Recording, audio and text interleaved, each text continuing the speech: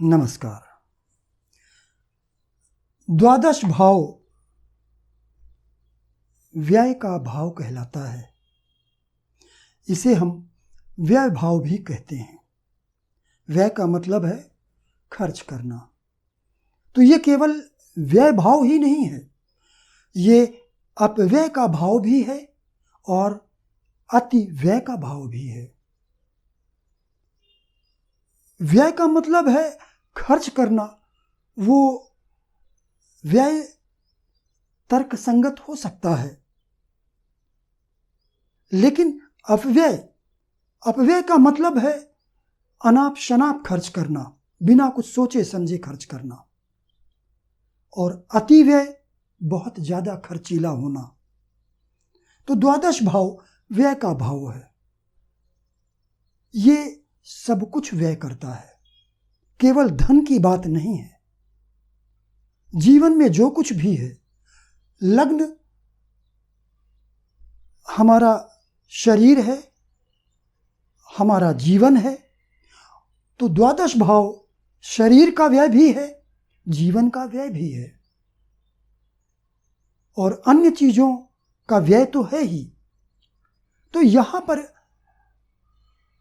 आज हम ये समझेंगे कि द्वादश भाव में यदि कोई ग्रह बैठा है तो वो क्या खर्च करेगा, क्योंकि अलग अलग ग्रहों का अलग अलग प्रभाव होता है।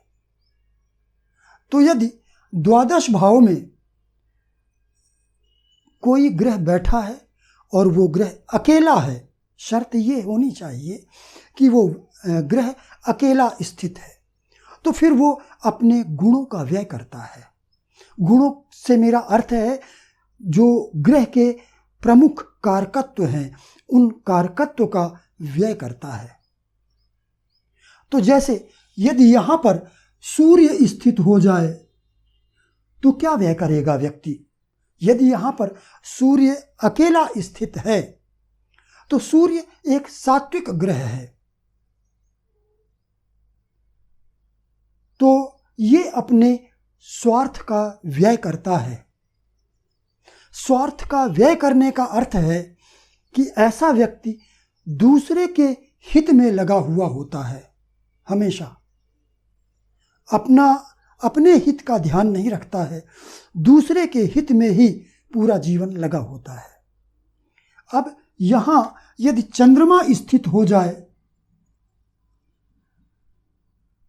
चंद्रमा यदि द्वादश भाव में स्थित होगा तो चंद्रमा क्या व्यय करेगा। यदि चंद्रमा अकेला स्थित है तो चंद्रमा मन का कारक है, तो ये अपने मनस्तत्व का व्यय करता है। अर्थात व्यक्ति बहुत ही भावुक होता है, अपनी भावनाओं का व्यय करता है, अति व्यय करता है। ऐसा व्यक्ति बहुत ही ज्यादा भावुक होता है। यहां द्वादश भाव में यदि मंगल स्थित है तो मंगल बल का कारक है।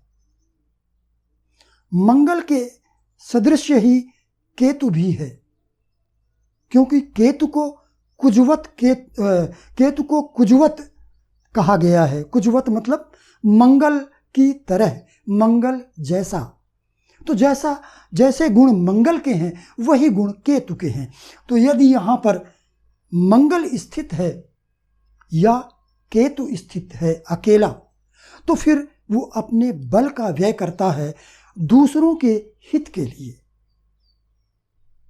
दूसरों के लिए वो बहुत परिश्रम करता है। यदि यहां पर बुध स्थित है द्वादश भाव में अकेला, तो बुध वाणी का कारक है, तो फिर ऐसा व्यक्ति बोलता बहुत है, वो वाणी का व्यय करता है, दूसरों को बिना पूछे बिना सलाह मांगे वो सलाह देता है या प्रवचन देता है। द्वादश भाव में यदि गुरु अकेला स्थित है, गुरु धन का कारक है, इसलिए वो धन का व्यय करता है, संपत्ति का व्यय करता है। यदि शुक्र स्थित है तो शुक्र काम वासना का कारक है, वीर्य का कारक है, इसलिए शुक्र वीर्य का व्यय करता है। शुक्र आंख का कारक है, इसलिए वो दृष्टि का व्यय करता है। दृष्टि का व्यय करने का अर्थ है ऐसा व्यक्ति किताबी कीड़ा होता है।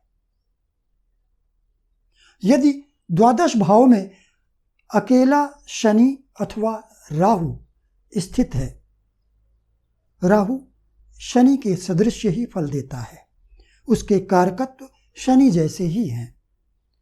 तो यदि यहाँ पर शनि या राहु स्थित हैं अकेले, तो व्यक्ति अपनी नसों का व्यय करता है, क्योंकि शनि नसों का कारक है। नसों का व्यय का मतलब है छोटी छोटी बातों में वो व्यक्ति उत्तेजित हो जाता है। तो शनि या राहु यदि अकेले हैं तो वो अपने नसों का व्यय करते हैं, वो व्यक्ति बात बात पर उत्तेजित हो जाते हैं। कुछ भी देखेंगे तो उत्तेजित होंगे, कुछ भी पढ़ेंगे तो उत्तेजित होंगे, किसी से बात करेंगे तो भी उत्तेजित हो जाएंगे छोटी छोटी बातों पर। तो इस तरह से ये जो द्वादश भाव है व्यय का भाव है, और यहाँ जो भी ग्रह अकेले स्थित होगा वो अपने कारकत्व का व्यय करता है। मुझे उम्मीद है कि आप लोगों को समझ में आया होगा। तो आज के लिए इतना ही। मेरे अन्य वीडियो देखने के लिए सब्सक्राइब करें, लाइक करें और बेल आइकन की बटन को दबाएं ताकि आपको मेरे वीडियो समय पर उपलब्ध हो सकें। नमस्कार।